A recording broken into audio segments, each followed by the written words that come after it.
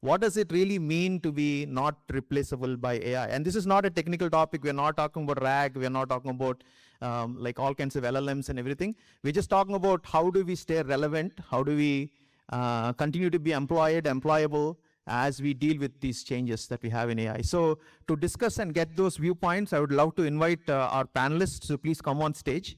And then we'd like to get their views on this one. So Sudarshan, of course, and where is Vishnu? Yes, please come on to stage. Is Vishnu? Yes.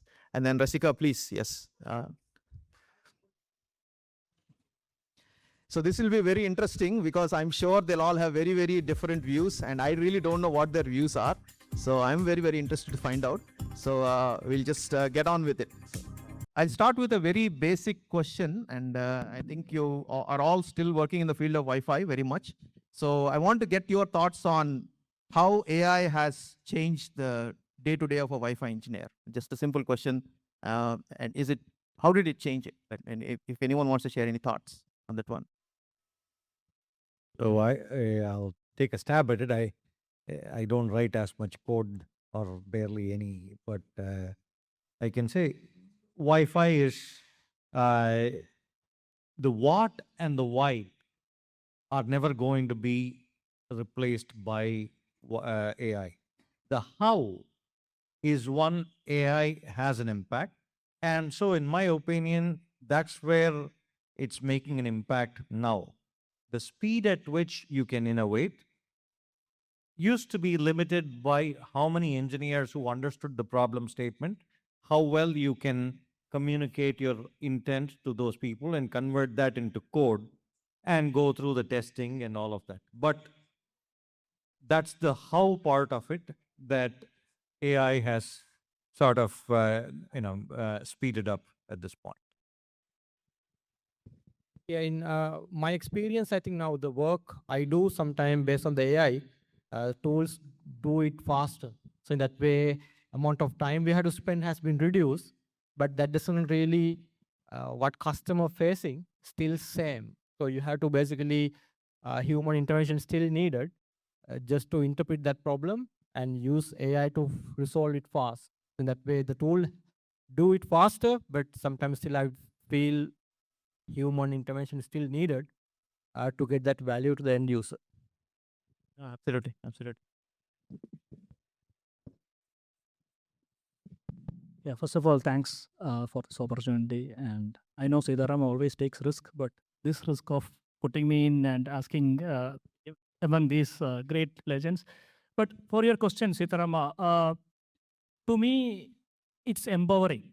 How I see is AI is empowering me more in daily, because I come from a testing background. A lot of friction is there associated with our work in terms of getting to the root cause or where exactly the problem is.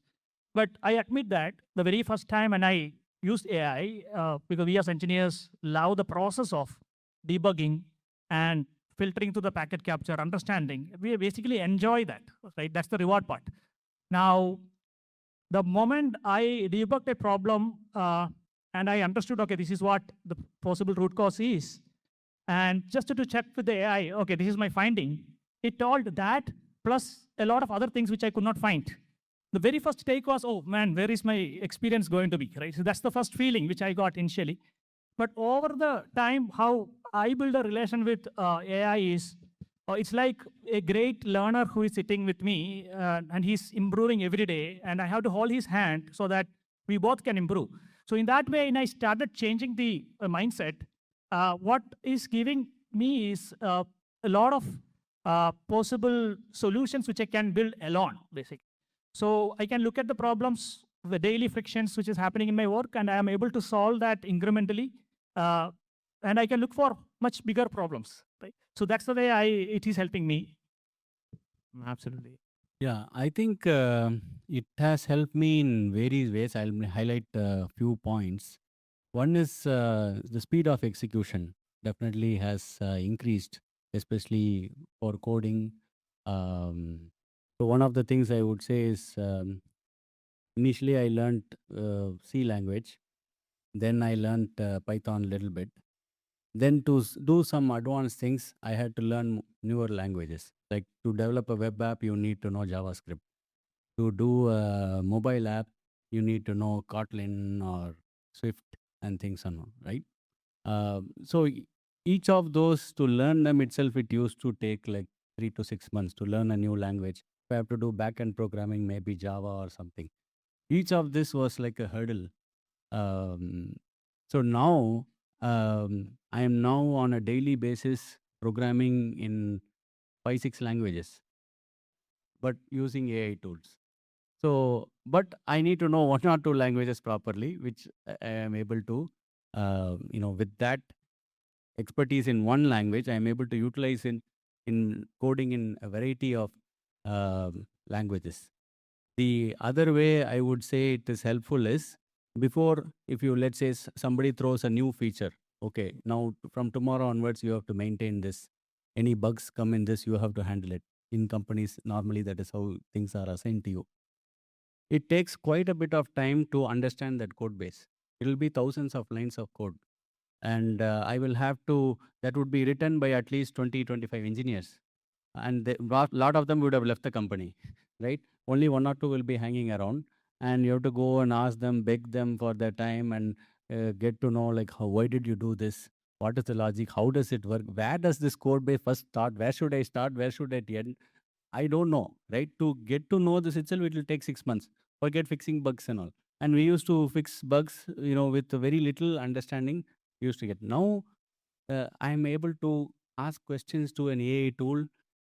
Tell me how this code works. I ask all these questions. Whatever questions arise to me, I ask the AI tool. Tell me which function gets called first. When does this call first? Is there a state machine? What are can you draw a flowchart about it? It quickly gives that. So summarizing a code, a large code base, to get, and I am not saying you will become an expert immediately, but at least to get a high level view of what is going on, that helps me to do first level analysis of any issue that is assigned to me as a Wi-Fi engineer. So I think that is another way. And just a honest disclosure, the slides I presented today, all of them were made by AI. So I don't know if somebody who carefully looked at it would find it, may have found it, but all of them were made with AI. So it has helped me. Now I'm mostly doing more education stuff. I stopped building products, Wi-Fi products, but I'm doing other products. But I'm still, for Wi-Fi education content, I am using AI heavily. So there it has helped me a lot. And another area where it is very useful is web search. Searching in Google to get whatever you need. Usually, it takes quite a bit of time, and then you find the links, finding out which link is most relevant, which is so that the AI is able to get all this information. One problem I would say is it throws you a lot of this information, which is correct, which is wrong, and cross questioning it is very important. You can't just blindly trust whatever it gives. Even code, it throws a lot of code at me. I don't just trust it. I lot of cross questioning you have to do. And then many times I notice when I cross question it, it will completely change and give a different answer, right? Then you say, okay, now it is correct, okay, right? So you have to have that. So that's where maybe we can wait for the other questions. But I think that human ability to question, that is important. And if you don't have it, AI will take you for a ride. So I noticed that us a little bit older folks, maybe Vishnu is not that old, but we seem to be starting to use AI well, and I think we're successfully using it for making our work productive. That's great. But how do we compete against these younger folks, right? That's the question. You saw the video that I played, and there are a lot of, like, I mean, I've been coding since I was like 12, 13 years old, and I've coded for a long, long time. My son has never written a line of code, but he does all these vibe coding. He builds all these apps and all of that. He's here. He's one of the mic runners, and he spent like a couple of weeks in our office during the summer holidays. And now he's demoing a product there, right? So he's not smarter than me when I was this age, right? He just has access to more tools, and they're able to easily get access to tools. And because of that, are they going to just leapfrog us? Are they going to just take what took us 20 years to do in 2 years? Or what are we missing? I mean, are we going to lose our jobs to them, the younger folks? I sure as hell hope so. I want the younger folks to leapfrog us. That's the only way civilizational progress is going to happen. So, I hope and pray that the younger folks will take over jobs from old dudes like me. But to the question of, is AI the enabler for it? The beauty of AI, in some ways, like what Susinder said, is AI can make an idiot a dangerously confident idiot. So, if you don't know what you don't know, and you want to believe you know it, AI will basically kill you. So, to that end, it is going to take some time for every generation. Regardless of the generation, there is a certain capacity of the mind to learn. The inputs may be different, better, but the capacity of the mind to learn is different. And so, with that, it is going to take time for people to learn, gain experience in context. Experience and context are two things that AI can never give you. And so, it takes time, but I hope they will use the opportunity to leapfrog us and make Wi-Fi better at least. So, Rasika, I wanted to specifically ask you because I don't know if anyone watched Rasika's kids' YouTube channel. I actually watch it, right? And his kids are also quite young, and they actually explain Wi-Fi really well. I don't know if anyone watched their YouTube channel. So maybe you can share some of that experience, and like maybe you can tell us if your kids are going to take your job away or so. Actually, like what I wanted, I firmly believe, you have to create some bigger value to the world. That way, I know sometimes my kids not that much interested into Wi-Fi. So in that way, what I gave them a challenge. Actually, sometimes people said I very quickly go to too detail. In that way, I cannot definitely teach for the kids. In that way, I gave them a challenge. You just learn some concept and then try to explain it to rest of the world. In that way they're doing that. But I had to get some other motivation. Some friends helping draw some cartoon kind of simplified visuals, and then explaining to them this is what we trying to say, and then they will put it to their own turn and trying to explaining. In that way, I feel now as a kid, they don't really struggle. They just whatever they understood, they just go to that and explain. They don't really struggle around what they believe. They just talk. In that way, sometimes I feel even I cannot explain that well in that way, because we sometimes always worried about what we learn versus what others says about. We had some fears behind us. Kids sometimes don't have that fear. In that way, they express, but they don't know how much impact that create. I wanted to keep that going, but I think the question you asked, I think still I feel experiences we are getting is more valuable. In that way, even the AI learning curve, probably kids will learn things very quickly, but you have to make them, some with experience, decision capability. That will make, I think, they know, yes, learning, memorizing is not important. They can learn that. But with you now, we all believe our parents, grandparents give some wisdom, still it's much more value. So we are struggling in this technical sort of world. We can't go back. Even our kids, I feel, they may appreciate this generation. What we did was good because they want to go back. In that way, sometime AI will make this transition very fast. We can see as well. In that way, I still feel, you need to give your kids some way of experience, human touch. Even though they have the tools and other things, they can learn things. That does not mean they will become a very good end of the day. Yep. Yeah.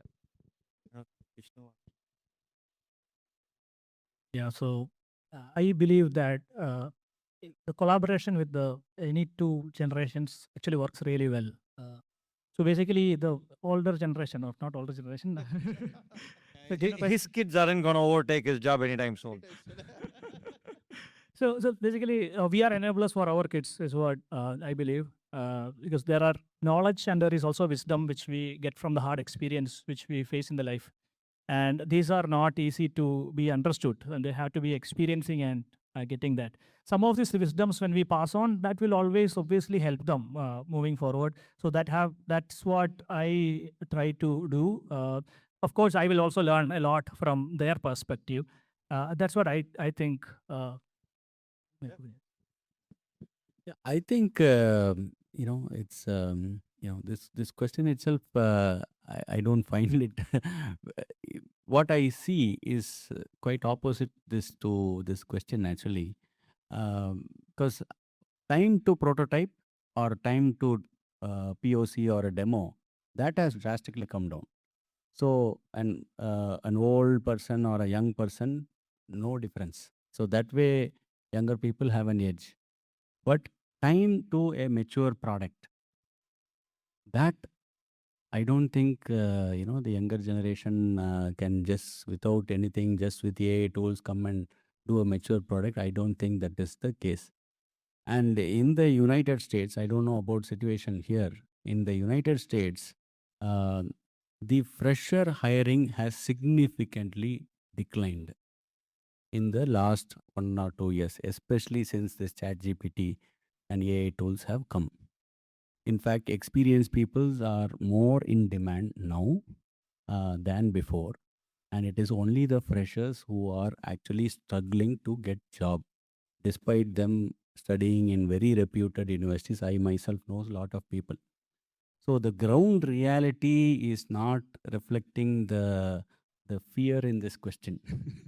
So, right, in future what will happen, I don't know. But at least today I can say it's not. We don't need to. I mean that way.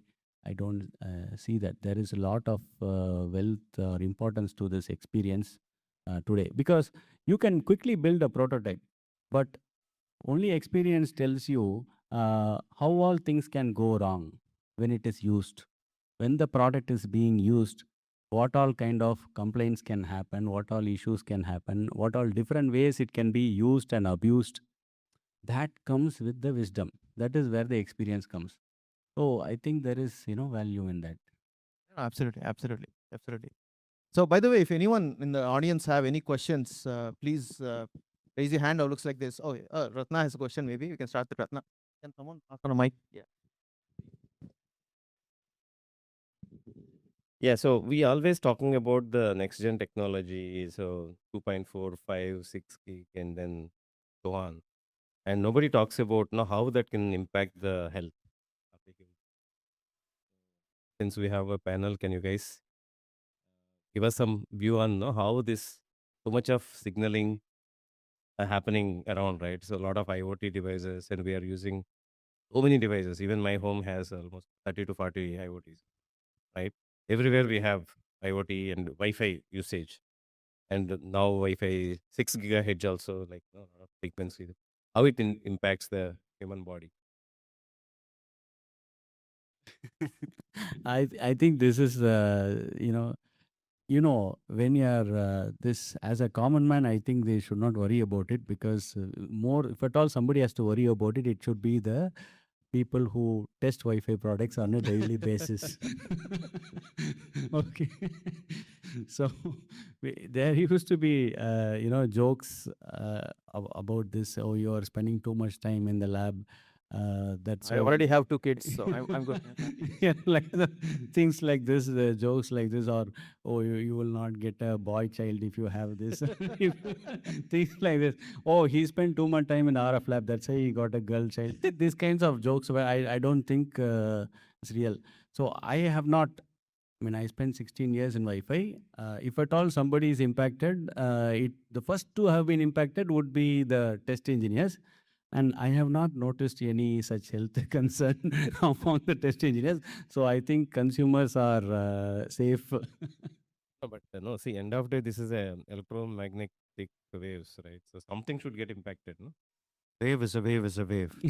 Waves exist, Wi-Fi or not. Of course, Srikant wants to add. Yes. This question comes to me in different angles, partly because of the cellular hat I wear as well. And that's a bigger problem because the powers involved are much larger. the powers involved in most of the consumer electronic devices kind of environment that we are talking about, as soon as you leave after a meter or so from the antenna, right? Unless you sleep with your Wi-Fi device hugged with your brain. That's what I keep saying. Don't stick the phone to your head and sleep. Wear a headphone or something. See, the nature of RF is such that these are lower power devices, typically much less than 100 milliwatts. And as soon as they leave the antenna, you are hitting minus 30 dBm, minus 40 dBm, which is 0.00 some milliwatt. So the health effects of these at the cell level, etc., have been analyzed a lot because of the cellular guys. And no conclusive evidence is shown that it has caused any harm. Of course, you can always doubt. It can cause harm, it can cause harm. Even microwave oven throws more radiation. Nobody is microwave oven power, if Rasika was here. So microwave oven power in 2.4 is several times higher than Wi-Fi. Okay? That hasn't stopped anybody from using microwave oven in the kitchen. So not only Wi-Fi test engineers, all people in the kitchen should have a problem first. Right? So maybe we can talk offline also about it. Yeah. So there was one other question. I don't know if it's related to, if it's related to the topic, yes. Hello. I have two questions to the panel. The first question is, will this AI impact the creativity and curiosity of the human?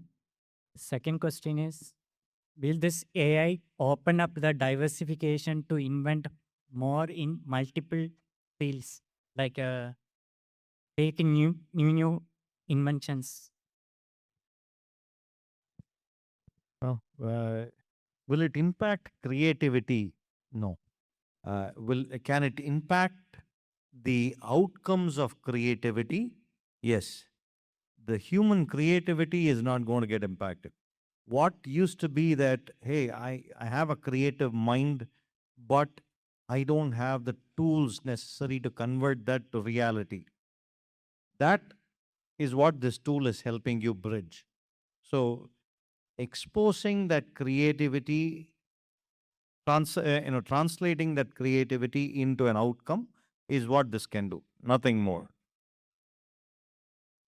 Why I asked that question is, in one of the studies, they mentioned that they had two groups. One group was having the AI tool completely, and one group was only partially using the AI tool. So once one group which continuously used the AI tool, after some 6 months, they were without AI tool, they were not able to do anything or any creativity. Like that, studies have come. So that's why. So that's like saying, okay, now we're asking that question about AI. Previously, it was about phones. Oh, mobile phones, how have they impacted the children, their ability to learn and things like that? I mean, every transformation has an impact. How it is utilized for the greater good is what matters. Yes, are some people going to go crazy with these tools and lose their lives, for all the wrong reasons? Possible, but we cannot generalize that. By and large, the human ingenuity and creativity will keep thriving, and so we will keep moving forward. I'm an eternal optimist on that. I think there is a great opportunity for us to leverage everything that we build to make something better. Yep. Second question. You had another question? Okay. The second question, hello. Second question was actually, now we have AI tool, so we are processing it fast actually. So whether we will be diversification will be done so that more inventions will be coming faster rather than, for example, nowadays it will take some years to see like graphene semiconductor or like that new materials we find out and make it to electronics or in the technological field to make the transitions. So now that will go fast because of AI tool. If I have to rephrase the question, I guess his question is about, is AI going to speed up the process of technological evolution? Yes. Obviously, the intent of the tool is to enable speeding, especially at a prototypic level. The time it takes to productize something, or even from from a researcher standpoint, getting initial data sets and coming up with an outline algorithm are going to be faster. But what will lag behind, what will still be the biggest time taken, is going to be around how do I take my initial results and initial algorithm to take it to something that can be more generalized, right? Similarly, a product from a prototype to true product quality. These are things that are going to still take time, and AI is not going to be able to help bridge that part of the gap, at least not yet. Yeah. So I had one more question, I think, which is kind of the core question behind this topic. A lot of us have concerns. If you're a mid-level, even entry-level, junior-level, mid-level engineer, there's a lot of concern about AI replacing your job, right? I mean, so are there any specific one or two things that you think we as Wi-Fi engineers can do so that we are not replaceable, or we are staying relevant in this modern world? Any thoughts on that? I'm sure a lot of people would like to know about it. So. No, I think humans by nature, as designed by God, are not replaceable by AI, as created by God. Okay. So whatever He created is definitely not replaceable by AI. But when we grow and evolve, uh, we are the ones, if at all, lose our creativity, lose our enthusiasm, lose your curiosity, the ability to question, not questioning, just listening to whatever others say. Uh, these are all the bad habits which you develop over time. This is what leads to some person being replaced by AI, right? So, for example, if I ask you, what is 27 plus 36? Okay. Now, if you can take a piece of paper and add these two numbers and give me an answer, you know, you know how to do these things. If you are like, okay, let me take the calculator, that's fine. I will also do that. But let's say I don't have a calculator, I should be able to do it. If you can't, and if you are relying only on the calculator to add these two numbers, then you are in a trouble. Okay. So today, AI can code, it can program in all the languages we know. Now, if you take a stand like, so I don't need to code, so why should I learn programming language, right? If you take a stand like this, then you will be replaced by AI. So because you need to know how to do things without AI. If you know how to do things without AI, there is no way you will get replaced by AI. Because that is what I'm saying. The God created elements in us. They make us naturally not replaceable by AI. Only if we destroy it, it is going to lead to a problem. That is my personal opinion. So have the curiosity in yourself, have the ability to question things, right? And learn the foundations, the fundamentals, have the domain knowledge, right? Which kind of naturally comes out of your curiosity. The day you lose the curiosity, you stop learning. The day you think that the tools can do everything for me, I don't need to learn anything, you stop learning. The day you stop learning, you get thrown out. That's the way I see it.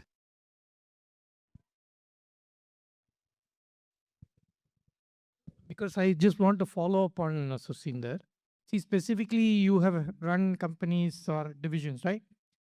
Whatever you planned for in terms of people, let's say several years back, designing an AP, of course, there are other things which have come in place.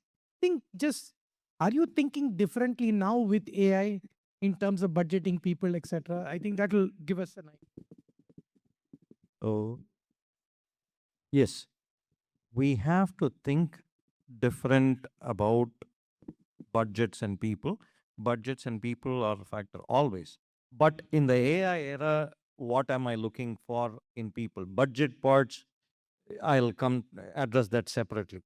But with respect to people, the thing that matters now more than ever, I'm just going to club multiple answers that already came about.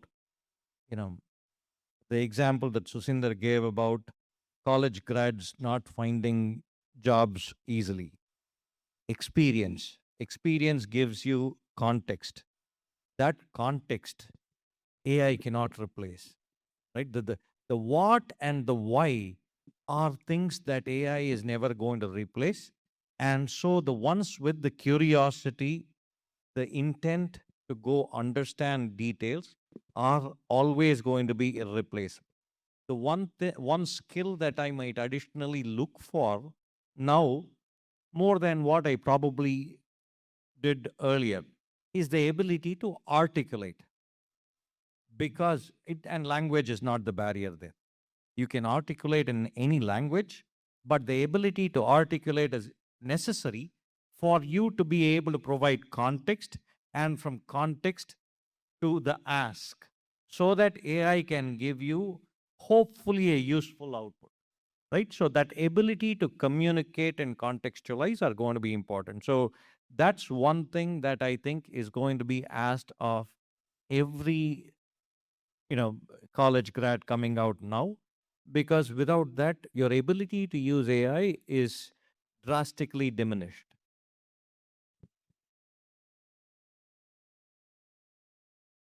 So, well, the Qualcomm is still hiring. So, Netgear is still hiring. Okay. I'll answer the question more directly in terms of, hey, there's all these job cuts and that are being attributed to AI, right? That's more broader statement. Everybody is cutting these jobs not because of AI. They overhired, and now they need to figure out a nice way of telling the market, oh, we are gaining AI impact, and so the stock grows, for a few more months. Otherwise, if you just said, oh, we optimized on OPEX, and so headcount reduced, the stock went up for a few weeks and then came back down to earth. But now, the moment you say, oh, the AI impact is multiplying our productivity, and so we have cut this many jobs, oh, the stock went up for a few months. That's the reality of why the job losses are happening, not because of AI. Just wanted to point out Jensen Huang's statement. The same question obviously was asked to him. And now his response was, when computer vision came, they expected that radiologists will get, replaced because that can diagnose all the problems from X-rays and scans much better than an average radiologist. But it didn't happen. More radiologists were needed. So the other point I want to add is, when something goes wrong, right, you need a human to take accountability. You can't put the accountability on a robot. You can't put the accountability on any AI or anything. Only a human can be made accountable, right? So in terms of whether lesser people openings will be there, to Srikant's question, yes, same job can be done with reduced engineers, definitely. But will the job get replaced? No, right? Now, certain jobs get replaced. For example, there were jobs called programmers.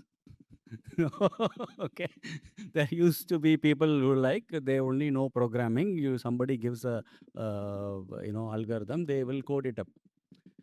That doesn't exist today. So those jobs, no. So you have to be a system designer today. Today, everybody is a system designer. You have to know end-to-end system. So today, if I have to hire somebody for my own company, we use AI tools. We don't code at all. Okay. But if somebody applies to my company and says, I don't know any programming language, I will use AI tools. I will say, I don't need you. Right. So even today, we expect somebody to know a programming language properly, but we tell the person, use these tools to make yourself, 10x productive, right? So I see that as a, productivity enhancement. Complete replacement not going to happen, because accountability needs to be there at some point, at some layer. Accountability will have to be there, and that can be only a human. So, to your point, I want to take the conversation in a slightly different direction. So, you said, okay, you cannot just be a programmer, you have to be a systems guy. So, I want to take that one step further, and my theory is that you have to go even beyond that, right? So, you might not realize this, but everyone sitting on this panel have your own personal brand, and you're all well known in the industry. So many people know your names really well, and then you may not know them, but they know you. So that's what I refer to as a personal brand. So how important is, because I have this theory that if you are doing a very monotonous job, which is only one type of one dimension of skill set, there is a good chance that no matter how good you are, you might be replaced by a machine, right? But if you are multidimensional, and that's what it takes to really build a personal brand, you should be able to stand up on the stage and present, meet people, shake their hand, talk to them, do a number of various things, soft skills, right? So how important do you think personal branding is in the context of not being replaceable by AI? Any thoughts on that? So personal branding is always important. I think in my Wi-Fi KS panel discussion also, I think I mentioned this.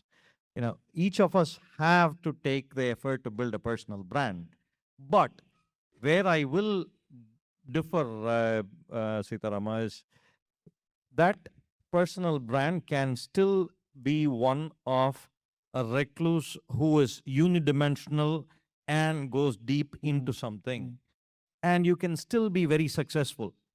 It is still a brand. A recluse who focuses on one thing and only one thing is as much as a brand as somebody who can sit up on a stage and make good conversations, right? That's branding is sometimes abused in terms of, oh, how can you be flowery? That's not what the personal brand is about. It is being true to your own self and bringing that real you out. So in that sense, I think it's still very possible for somebody to be, very successful in what they do, without the need to create a brand, bring the brand. Right. That's great. Well said. Yes, please. Rasik. Yeah, I think in my experience, probably you don't think about you're creating a brand. Okay, you just basically try to help the person in front of you like that. You do with the right intention. If you do that, brand will be automatically creating. Like even myself, I did my blog, people respecting sometimes the way I writing. Then the end of the day, they know I'm a very ground to earth person. So most people respected me for that attribute. In that way, I see my success always depend on that. In that way, I didn't think about I'm creating a brand or doing, but I did what I could that time. So now it become like like a really big thing. So like that, you always start believing yourself. You always has to do some good for the person in front of you. So if you do that, you slowly is creating that, and eventually people will recognizing that impact, and then automatically your brand has been created. So in that way, don't think about your creating, but at least try to help whatever the knowledge you got, and that is good enough in my view. Vishnu, you have something to share? Yeah. Yeah, so I copy the same point what Sudarshan told. So we should have the generalism in our mind. At the same time, that specialist towards one core area is very relevant. That's what we have been discussing. And both are specialists, in my opinion, like in putting in multiple areas and figuring out, you can learn any domain, right? Streaming or being a good father, that's also another kind of a domain. Like, so there are many things which we can actually learn that is always good, and a specialist thinking is also, that kind of people also needed.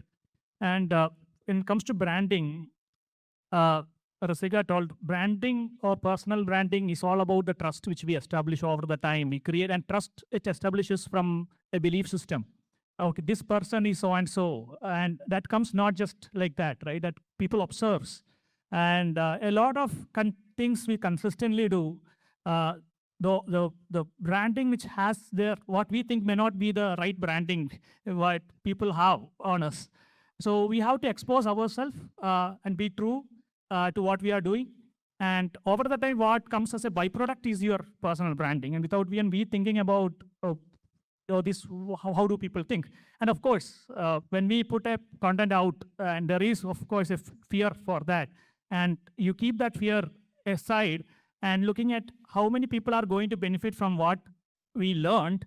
And when I'm sharing this, how is there anybody, any single person who is going to get that benefit, right? We have very good example, Rasika sitting here. Right? Every engineers have gone through his blocks. So, so that's the kind of a thing which I personally ensure I do that with the Wi-Fi nomads, and every one of us who contributes as volunteers, we consciously try to do that. And over the time, it is a learning and evolution for us also when we continue to do that as well. So.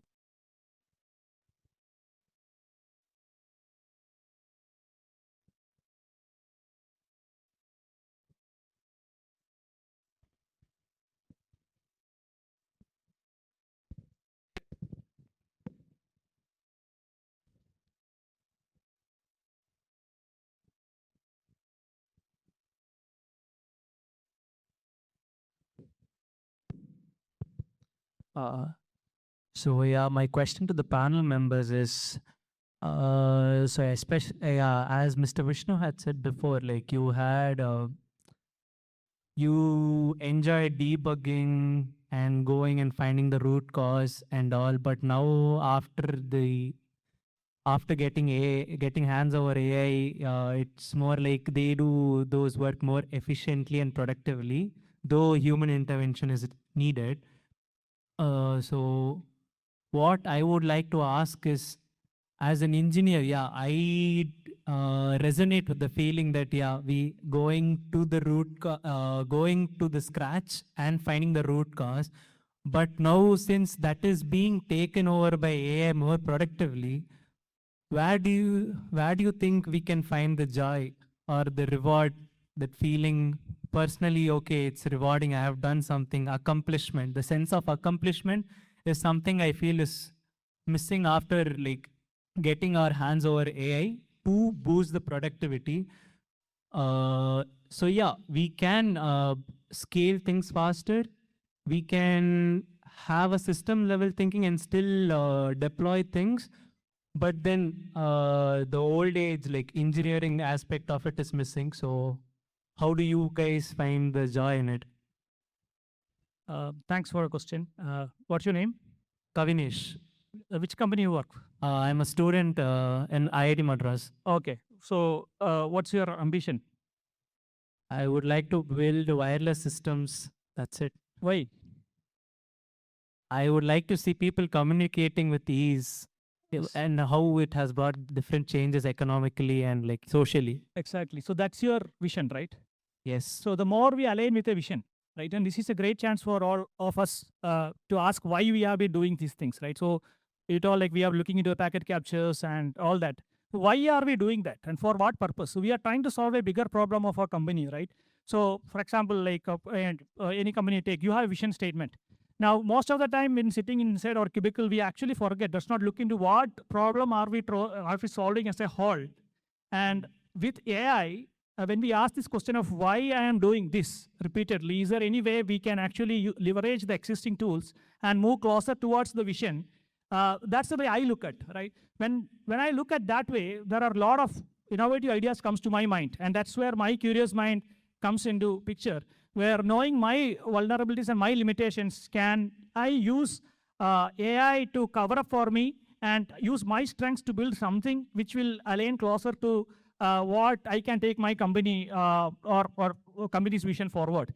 So when I do that, or when I consciously try to practice that, yes, of course, it was difficult early. Then I tried to consciously took a decision that anything I do, I try to do that with AI, and anything I do with AI, I'll see like how fast I can actually do that. And with that mindset that mindset I kept, and I have to take this fastness little caution. I know in generation like wants to get everything fast. So, but this world where when we are going with AI, that fastness has to be taken a little bit caution. It's not just about fastness, as Sushindra told the same thing. It's about building incrementally stable and looking at how we are actually building that, and it has to be scaled. So just I want to tell one more thing. Like I asked this question recently in my company head, who is going to be the best performer moving forward, right?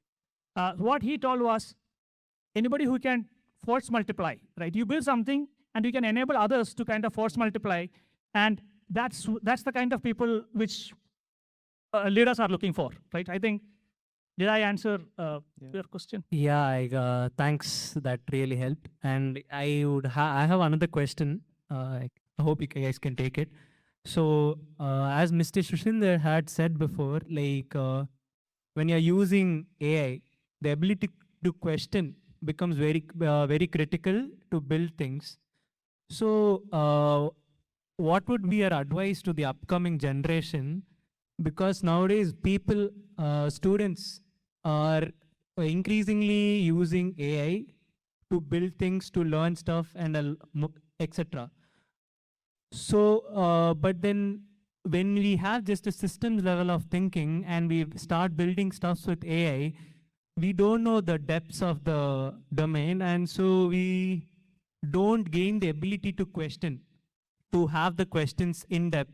So, in that sense, how can the upcoming generation develop the ability to question and also keep up with the ongoing demand for increased productivity using AI tools? Yeah. I would say when you learn, you have to use AI as a way to get the information. Okay. For example, you want to build a project as a student. Don't use AI. You should not use AI. You should code it up yourself first. Okay. You can use AI tools to maybe give me some suggestions of some good books to read about this topic. Get the resources from the AI, but do that project yourself by hand without AI. Okay. The reason I say that is then only you will know the depth of it. Then only when on the job you use AI tools, because you want the maximum efficiency. But you should know how to do that job. And also, even when in our company, when we build apps, I don't like this idea of giving one high level prompt and then getting a complete full fledged app out of it. I always build one block at a time, because in every block there will be some nitty gritty details, nuances there that we need to be careful about. So, and if you don't understand every single block and then you build the whole system together, and then in some corner case, the whole thing will fall apart. So having so I do incremental building. So I use AI tools, but I do incremental building. I don't ask it to build the whole thing, right? And definitely for students, when you have to do your projects without AI, okay, it might be sound like, why you're wasting my time, right? But I'm saying at least once or twice you do it without AI. Then only you will learn, learn how to do those things. Then only you will know what question to ask. See, you understand the value you bring is the ability to question. That God-given ability to question. The questioning is the human attribute. So, but what question to ask? You need to have some context there. And that context you will get only if you build it with your own hands. Sudarshan, you had something to share. Yeah, yeah. I'd probably give a little more philosophical perspective. You know, when the Mahabharata war was to start, on the Kaurava side, Bhishma blew the conch first. And then all the other warriors, all the other chieftains blew their conch from the Kaurava side. Everybody together. You couldn't distinguish whose conch it was. When it was turn of the Pandavas, the first one to blow the conch was not the Senapati. The first one to blow the conch was Krishna. Then it was Arjuna, and then it was Bhima. And then, of course, Yudhishthira and Nakul and Sahadev. But these three in that order, what it tells me is one, first was the clarity of purpose. Without clarity of purpose, whatever you do ain't going anywhere. Krishna was representative of that clarity of purpose. So in what you do, gain clarity of purpose. And then Arjuna for the skill. You have to put the effort to develop that skill. Question, and question more. And as you start questioning and digging more, what is the right questions to ask will also be something you will learn. But eventually, building that skill up is important. And then the strength, which is Bhima, expending that energy before you gain the clarity of purpose and the skill needed to do something. If you expend the energy, you've just expended it with no purpose. Gain these two and then do this, you're suddenly going to build something faster, better, more purposeful. So that's where I think, I wanted to contextualize what Susinder was trying to say also. So build that sense of purpose in each of you, that clarity of where you want to be 3 years from now and 5 years from now, build it. And to achieve that, what is the skill needed? Learn that. Then use all these tools to expend that energy fast. Yeah, very well said. Yeah, thank you so much for that context. So I know this topic is very interesting. We can keep going on for the next 1 or 2 hours, but unfortunately we are out of time. So thank you so much for sharing these amazing perspectives. And again, our panelists are available if you want to talk to them later during the breaks. So my key takeaway is that Susinder said that my son is not going to replace my job. So I'm going to sleep happily tonight. So on that note, thank you so much for this wonderful panel discussion. And this is a non-technical session, but we have a whole list of other technical sessions to continue on. Thank you so much for your time. Thank you, everyone.